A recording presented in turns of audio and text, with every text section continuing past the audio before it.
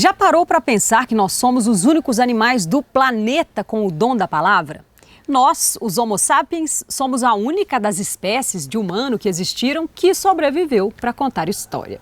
E nós temos a capacidade de armazenar e de comunicar uma quantidade extraordinária de informações. E ainda, o diferencial de criar e transmitir dizeres sobre coisas que não existem.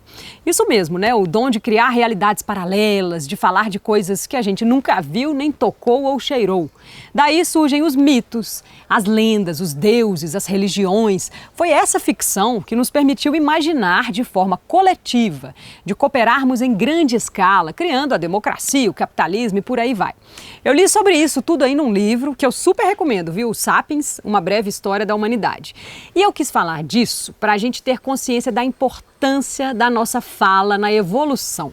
Foi graças a essa revolução cognitiva que a gente chegou até aqui, para o bem ou para o mal, né? Dominando o mundo em que vivemos. A comunicação é a nossa força, o nosso poder. E como é que você usa o seu poder, hein? Para o bem ou para o mal? Você cuida do que você diz ou fala sem pensar? Eu li em outro livro, Os 4 Compromissos, que para sermos felizes, ficarmos bem, em paz, precisamos ser impecáveis com as nossas palavras. E o que isso significa, né? Pecar é fazer algo contra si mesmo, né? É, por exemplo, se culpar, se julgar. Então, ser impecável é não contrariar a sua própria natureza. É assumir a responsabilidade pelos seus atos. É não usar a sua palavra contra você. O que significa não xingar os outros, não jogar o nosso veneno emocional nas pessoas, porque isso volta contra nós mesmos. Por outro lado, se interagirmos com respeito, isso também volta pra gente. A nossa palavra pode criar o inferno ou a beleza, pode libertar ou escravizar. Fofocar é veneno puro.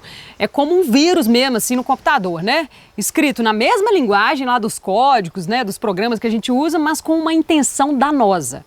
E o vírus vai passando de um para o outro, né? Se você sai por aí, sem filtro, jogando as suas opiniões, seus comentários sobre os outros, saiba que a sua opinião não é nada além do seu ponto de vista, que não é necessariamente verdadeiro, né? Ele simplesmente é baseado nas suas crenças, na sua história, no seu ego, né? E para quem escuta, essas opiniões podem derrubar. Uma crítica maldosa pode ser aceita como verdade pelo outro, que pode se condenar por muito tempo. Por isso eu te convido a se vigiar, a se perguntar sempre qual é a real intenção por trás de algo que eu estou aqui querendo dizer, né? Busque a impecabilidade das suas palavras, busque empregar a energia certa em cada dizer seu e aproveite para dizer verdades também para você mesmo.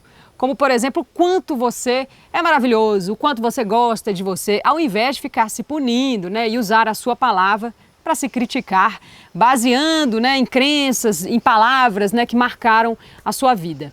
A impecabilidade da sua palavra pode ser medida pelo seu nível de amor próprio. O quanto você se ama é proporcional à integridade da sua palavra. Interessante isso, né? Então, bora praticar? É isso, meu pessoal. Depois vocês me contam aqui. Um beijo!